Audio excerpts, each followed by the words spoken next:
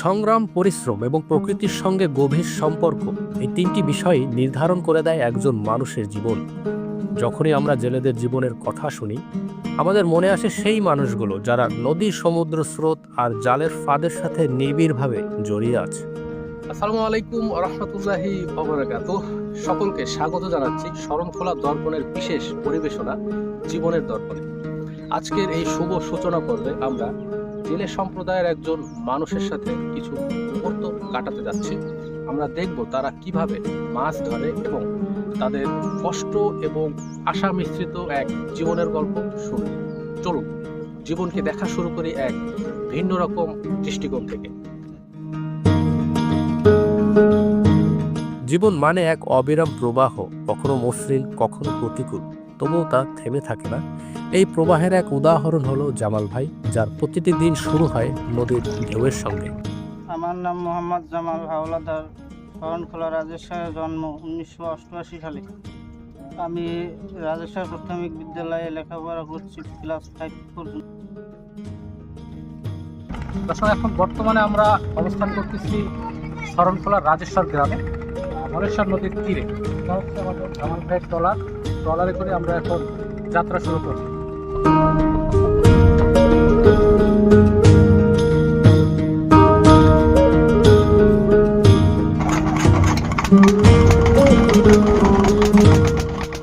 সকালে যখন তারা নদীতে যাত্রা শুরু করে, তখন শুধু তাদের পেশাগত দক্ষতা আর অভিজ্ঞতার পাশাপাশি প্রকৃতির অদৃশ্য শক্তির সঙ্গে তৈরি হয় এক সংগ্রামী সম্পর্ক। নদী কখনো তাদের বন্ধু, কখনো শত্রু। এই সম্পর্কের মাঝে থাকে চরম আবেগ, অসীম পরিশ্রম এবং মাঝে মাঝে এক গভীর হতাশা।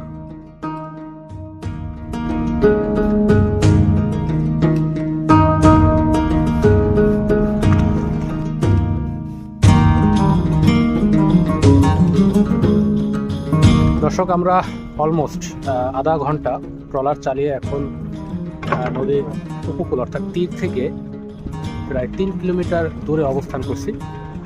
ইতোমধ্যে তাদের জাল ফেলার যে কার্যক্রম সেটা সম্পন্ন হয়েছে। আসলে মাছ ধরাটা এক ধরনের শিল্পই বলা চলে, শুধুমাত্র জাল ফেলে অপেক্ষা করার মধ্যেই সীমাবদ্ধ নয়। জাল ফেলার পর থেকে এটা ফুল টাইম মনিটরিংয়ে রাখতে হয়, কারণ আপনারা দেখছেন কিছুক্ষণ আগে যে নদীর মধ্যে আরও অনেকেই ট্রলার নিয়ে এখানে মাছ শিকারে আসে। তারাও এভাবে একইভাবে তারাও জাল ফেলায় নদীতে, সেখানে জালে জালে বেঁধে যাওয়ার অনেক সম্ভাবনা থাকে।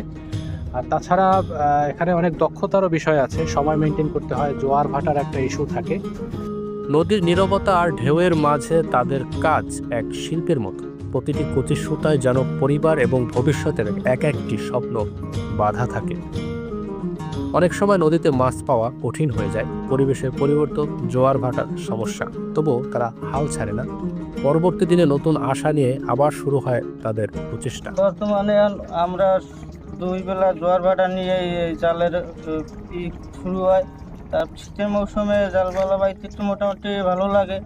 বর্ষাকালে আসলেই ঝড় বৃষ্টি তুফানে ওই সময় অনেক রিক্সে জাল পাওয়া লাগে।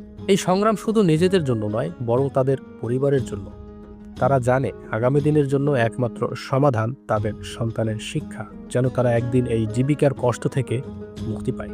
মাঝে মাঝে এই পেশাটা ছেড়ে দিতে ইচ্ছে করে, কিন্তু ছাড়তে পারি না।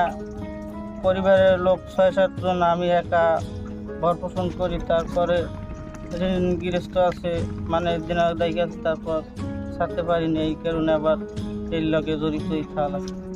প্রায় 2.5 ঘন্টা পরে আমাদের এখানে জাল উত্তোলনের কার্যক্রম শুরু হয়েছে। তো আমাদের এখানে জামাল ভাইয়ের সাথে তার সহকারী আছেন মুসা ভাই। মুসা ভাই, আপনার কাছে একটা প্রশ্ন ছিল আমার। এই যে আমরা 2 ঘন্টা পরে কেন জাল উঠাচ্ছি? আমরা তো চাইলে আরো আধা ঘন্টা 1 ঘন্টা আরো দেরি করতে পারতাম। মাছ বাজার একটা টাইম আছে, আধা ঘন্টা 1 ঘন্টা আগে, মানে পানি যখন নামতে শুরু করে তারও আগে জাল ফেলানো হয়, আধা ঘন্টা 1 ঘন্টা আগে। আর যখন জোয়ার শেষ হয়ে যায় অর্থাৎ ভাটি লাগে তখন জাল ওঠানো শুরু করেন। বুঝতে পারছি। ধলেশ্বর নদীর রূপালী ফসল ইলিশ মাছ এখনো জ্যান্ত আছে, মুখ নড়তে দেখা যাচ্ছে। এই সংগ্রামের মাঝেও তারা খুঁজে পান সুখ। দিন শেষে পরিবারের সকলের হাসিমুখ, কিছু সুন্দর মুহূর্ত, এসবই জীবনের এই চ্যালেঞ্জগুলোর মাঝে তাদের সবচেয়ে বড় শক্তি। জীবনের প্রতিটি অধ্যায়ে কেউ না কেউ থেকে যায় নীরবে ছায়ার মতো।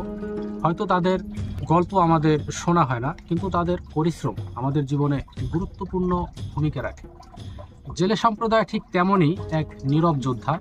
সারা দিনব্যাপী প্রকৃতির সাথে যুদ্ধ করে আমাদের জন্য নিয়ে আসে বাঙালির প্রাচীন ঐতিহ্য মাছ। আমরা তাদের প্রতি শ্রদ্ধাশীল হব এবং প্রকৃতি সুরক্ষায় আরও সচেতন হব। এতক্ষণ আমাদের সাথে থাকার জন্য অসংখ্য ধন্যবাদ। দেখা হবে নতুন কোনো জায়গায়, নতুন কোনো আয়োজনে। সে পর্যন্ত সকলে অনেক ভালো থাকুন এবং সুস্থ থাকুন। আল্লাহ হাফিজ।